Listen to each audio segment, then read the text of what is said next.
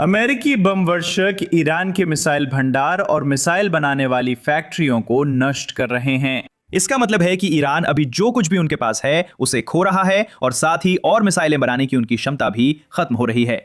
यही वजह है कि B2 स्पिरिट ईरान का सबसे बड़ा डर बन गया है। मैं आपको दिखाता हूं, लेकिन पहले चलिए सेंट्रल कमांड के एडमिरल कूपर से सुनते हैं कि इन बॉम्बर्स ने सिर्फ पिछले 72 घंटों में कितना नुकसान किया है। सुनिए।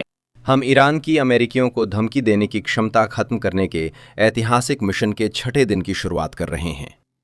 अगर मैं अपने अंदर के नेवी ऑफिसर को सामने लाऊं, तो हम वॉशिंगटन में नेतृत्व द्वारा दिए गए आदेशों को पूरा करने में पूरी रफ्तार से आगे बढ़ रहे हैं। राष्ट्रपति और सेक्रेटरी हेग्सेथ ने अपनी अपेक्षाएं स्पष्ट की हैं और हम उच्च निष्पादन स्तर पर हैं। जैसा कि सेक्रेटरी और मैंने इस हफ्ते की शुरुआत में कहा था, अमेरिकी युद्ध शक्ति बढ़ रही है जबकि ईरानी घट रही है। हमारा वायु प्रभुत्व हमें ईरान के मुख्य केंद्रों पर जबरदस्त ताकत और पहुंच के साथ हमला करने में सक्षम बनाता है। कुछ उदाहरण हैं। पिछले 72 घंटों में ही अमेरिका की बमवर्षक सेना ने ईरान के अंदर गहराई तक लगभग 200 ठिकानों पर हमला किया है, जिनमें तेहरान के आसपास के क्षेत्र भी शामिल हैं। पिछले 1 घंटे में अमेरिकी B2 बम वर्षकों ने गहराई में छिपे बैलिस्टिक मिसाइल लॉन्चर्स पर दर्जनों 2000 पाउंड के पेनिट्रेटर बम गिराए हैं। हमने ईरान के स्पेस कमांड के समकक्ष ठिकाने पर हमला कर उनकी अमेरिकियों को धमकी देने की क्षमता कमजोर कर दी है। ईरान का पूरा बैलिस्टिक मिसाइल कार्यक्रम खत्म किया जा रहा है, उत्पादन केंद्रों से लेकर भंडारण बंकरों तक और बाकी सब कुछ जो जमीन के नीचे या पहाड़ों में छुपा है। अमेरिका ने 3 प्रकार के बम वर्षकों के साथ ये किया, जिनकी अलग भूमिकाएं थीं। अब जैसा कि आप लोग शायद पहले से जानते हैं, 3 रणनीतिक बम वर्षक हैं: B-52 Stratofortress, B-1 B lancer और B-2 स्पिरिट। यहां बताया गया है कि इन्हें क्रम में कैसे इस्तेमाल किया गया। हर एक ने अगले के लिए रास्ता तैयार किया। सबसे पहले हमारे पास B-2 स्पिरिट स्टेल्थ बम वर्षक थे, जो शुरुआती घुसपैठ हमले कर रहे थे। वे ईरानी वायु रक्षा से बचकर सबसे कड़ी सुरक्षा वाले लक्ष्यों पर पहले हमला कर गए। फिर B-1 बी लांसर तेज हमले के मिशन पर थे। मूल रूप से B-2 के शुरुआती हमले की वजह से लक्ष्यों पर सुपरसोनिक हमले संभव हो पाए। फिर हमारे पास B-52 थे, जिन्होंने लहर दर लहर भारी बमबारी कर बची हुई रक्षा प्रणाली को पूरी तरह दबा दिया। यही हमारी रणनीति थी: स्टेल्थ, गति, मात्रा। B-52 ने 1955 में सेवा में प्रवेश किया। ये 70 साल पहले की बात है, लेकिन एयरफोर्स की योजना है कि इस विमान को 2050 के दशक तक उड़ाते रहेंगे। बस इसमें नया इंजन लगा दिया जाएगा। अभी के समय में हमारे पास 76 विमान हैं जो अभी भी संचालन में हैं। प्रत्येक की रेंज लगभग 8700 मील या लगभग 14000 किलोमीटर है। इनमें से हर एक लगभग 70,000 पाउंड बम व मिसाइलें ले सकता है। और फिर एक बी लांसर है जो 1986 में सेवा में आया था और आज भी हमारे पास लगभग 45 विमान संचालन में हैं। हर एक करीब 75,000 पाउंड पेलोड ले सकता है, जो दुनिया के सबसे बड़े पारंपरिक बम लोड्स में है। इसी कारण एक बी गति और मात्रा लाता है, जिससे चीजें बहुत जल्दी नष्ट हो जाती हैं। अब B-2 के लिए हमारे पास खास सेगमेंट है जो पूर्व नेवी सील चक फार से है। लेकिन इससे पहले हमारे पास फुटेज है जो शायद एक बमवर्षक को ईरान के ऊपर ऑपरेट करते दिखाता है। कोई नहीं जानता ये कौन सा बमवर्षक है। आप अंदाजा लगाकर कमेंट्स में बता सकते हैं। क्लिप देखें।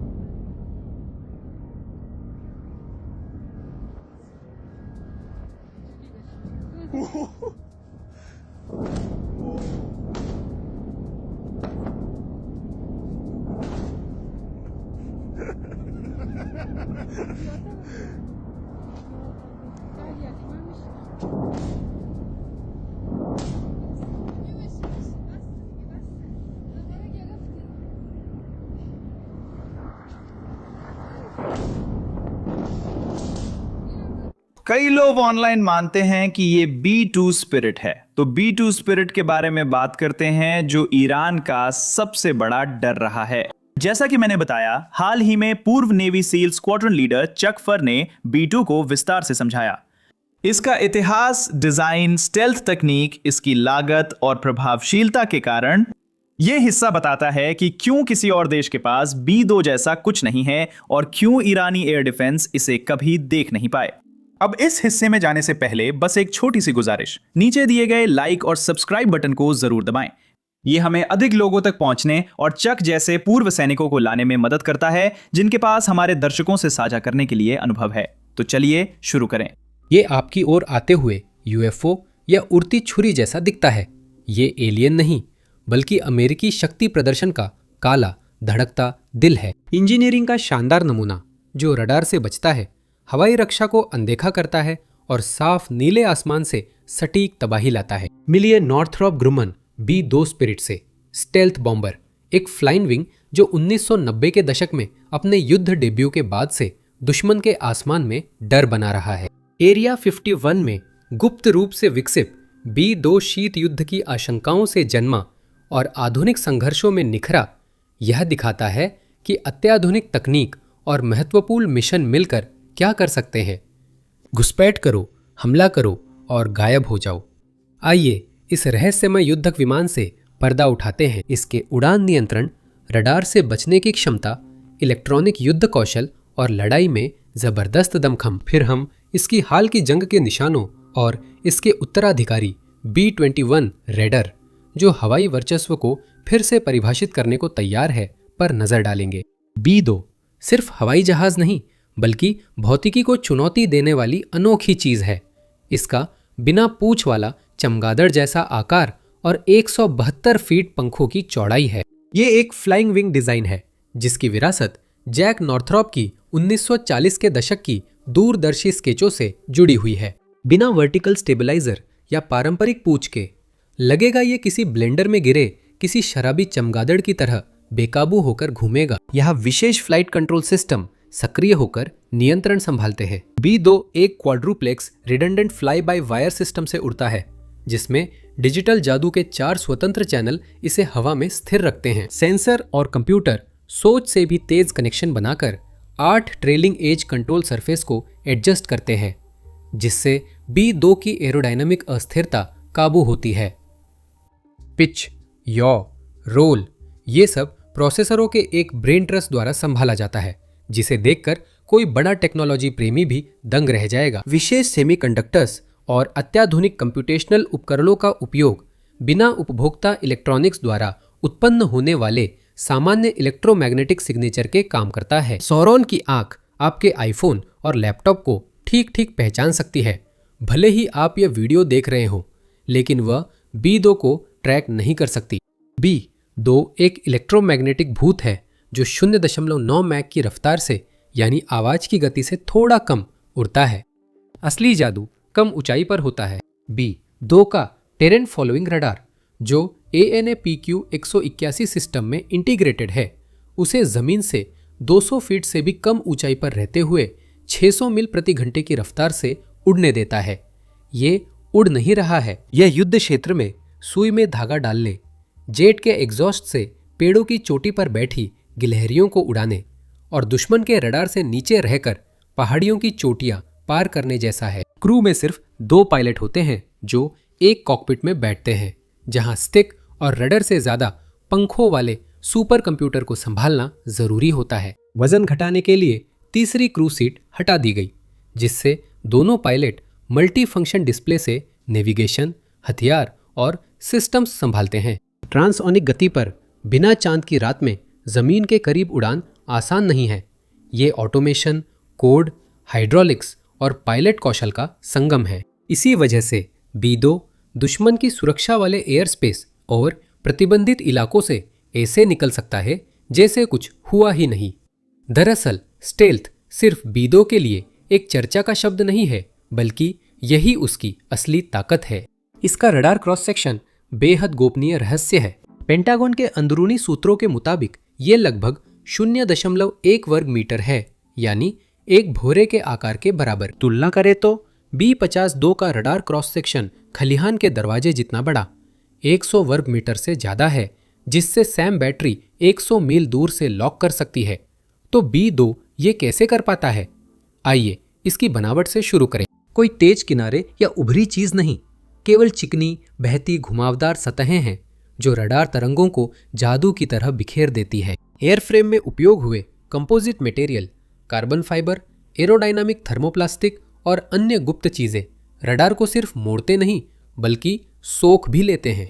रडार अवशोषक मटेरियल, कोटिंग्स और पेंट्स का गुप्त मिश्रण विद्युत चुंबकीय ऊर्जा सोख कर परावर्तन की बजाय गर्मी बाहर निकालता है। अब आपके पास एक रणनीतिक स्ट्राइक प्लेटफॉर्म और एक उड़ता हुआ भूत है। इंजन 4 जनरल इलेक्ट्रिक F-118 जिनमें से हर एक 17,300 पाउंड थ्रस्ट पैदा करता है, पंख के अंदर गहराई में छिपे हुए हैं। उनके एग्जॉस्ट ऊपर की तरफ सांप जैसे डक्ट्स के जरिए निकाले जाते हैं ताकि हीट सिग्नेचर छुप सके और शोर भी कम हो सके।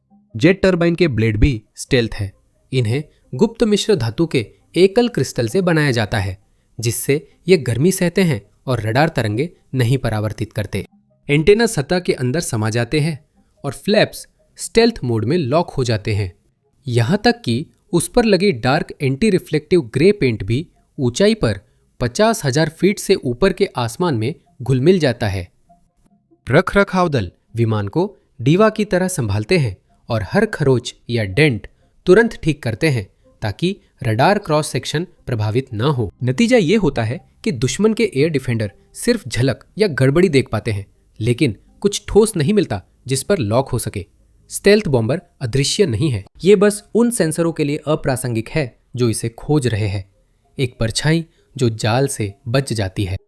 B-2 सिर्फ छुपता नहीं, इलेक्ट्रोमैग्नेटिक स्पेक्ट्रम में भी चालबाजी करता है। इसका ANAPR 63 defensive management system electronic warfare suit का दिमाग है। ये सिस्टम रडार सिग्नल्स को पहचान कर खतरों, फाइटर रडार्स और इवैक्स पिंग्स की सटीक जानकारी देकर फ्लाइट क्रू को रियल टाइम इंटेलिजेंस देता है। लो probability of intercept ANAPQ 181 radar के साथ मिलकर यह एक भूत की तरह है जो बिना दिखे सब कुछ देख सकता है और बहुत कम सिग्नल के साथ इलाके और टारगेट्स का नक्शा बना सकता है। अपग्रेड से B-2 फ्लाइट के दौरान डायनामिकली रास्ता बदल सकता है और नए खतरे से ऐसे बचता है जैसे शतरंज ग्रैंड मास्टर चेकमेट से बचता है। इलेक्ट्रॉनिक काउंटर मेजर्स B-2 की ढाल और तलवार है। चैफ और फ्लेयर्स पुराने तरीके हैं।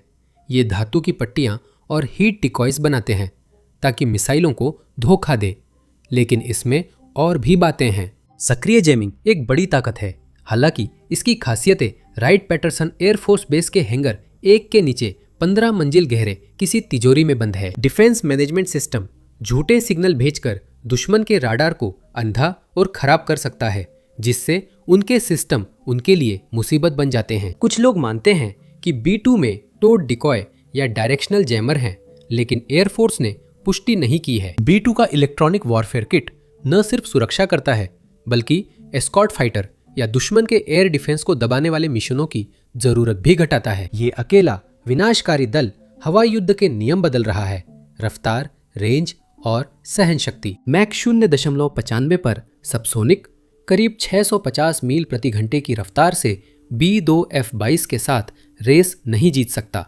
या MiG-31 से तेज नहीं भाग सकता, लेकिन रफ्तार इसका खेल नहीं है, इसकी ताकत इसकी पहुंच है। 6000 नॉटिकल मील की कॉम्बैट रेंज बिना ईंधन भरे और एक बार KC 135 से हवा में ईंधन भरने के बाद 10,000 से ज्यादा नॉटिकल मील की रेंज के साथ B-2 मिसौरी के विटमैन एयरफोर्स बेस से उड़ान भर सकता है। ये टारगेट चाहे उत्तर कोरिया हो या ईरान, मारकर नाश्ते तक लौट सकता है। मिशन की सहन शक्ति, क्रूज ने 44 घंटे लगातार उड़ान भरी है। 1999 का कोसोवो या 2001 का अफगानिस्तान, सोचिए ये सब एक कॉट, कमर्शियल टॉयलेट और हिम्मत से मुमकिन हुआ। वे F-118 इंजन इतनी कुशलता से ईंधन का इस्तेमाल करते हैं कि टैंकर सपोर्ट के साथ B-2 को कई दिनों तक हवा में रखा जा सकता है और ये इंजन बहुत ही शांत तरीके से थ्रस्ट पैदा करते हैं। B-2 तेज नहीं है, ये अडिग है, एक ऐसी दुनिया में मैराथन धावक की तरह है जो गति की दीवानी है। क्रूज मिसाइलें और फ्री फॉल हथियार। B-2 के आंतरिक बम B-2 20,000 पाउंड के हर्ट लॉकर हैं जो कुल 40,000 पाउंड के परमाणु या पारंपरिक हथियार, स्टैंड ऑफ या ग्रेविटी ड्रॉप्ड ऑर्डिनेंस ले जाने में सक्षम है। एयर लॉन्च्ड क्रूज मिसाइलें जैसे AGM-158 JASSM joint air to surface stand off missile इसे 230 से 575 मील तक की पहुंच देती है। मिसाइल खुद इतनी स्टेल्दी है कि वो दुश्मन की रक्षा प्रणाली को चकमा देकर 1000 पाउंड का वारहेड दुश्मन के बंकर या मुख्यालय में सीधे दाग सकती है।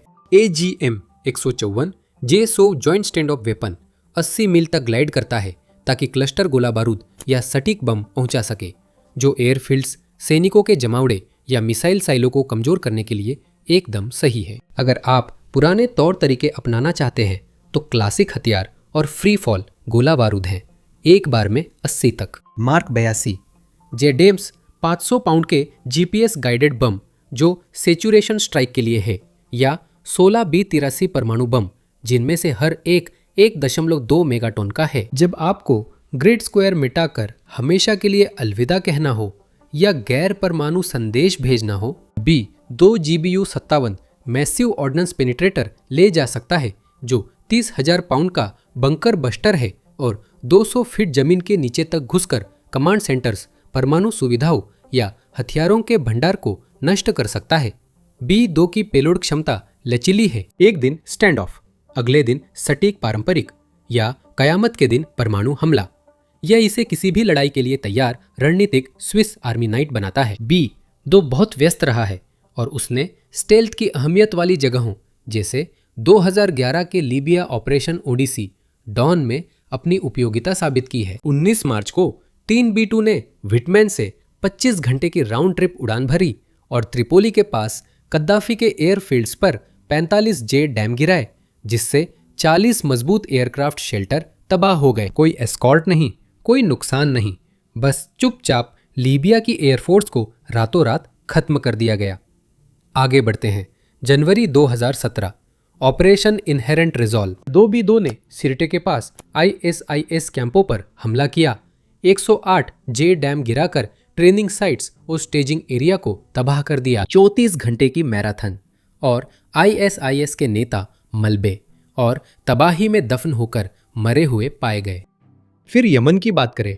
अक्टूबर 2024 रेड सी शिपिंग पर हूती हमलों के बीच B-2 ने सना में हथियार डिपो और ड्रोन ठिकानों पर हमला किया।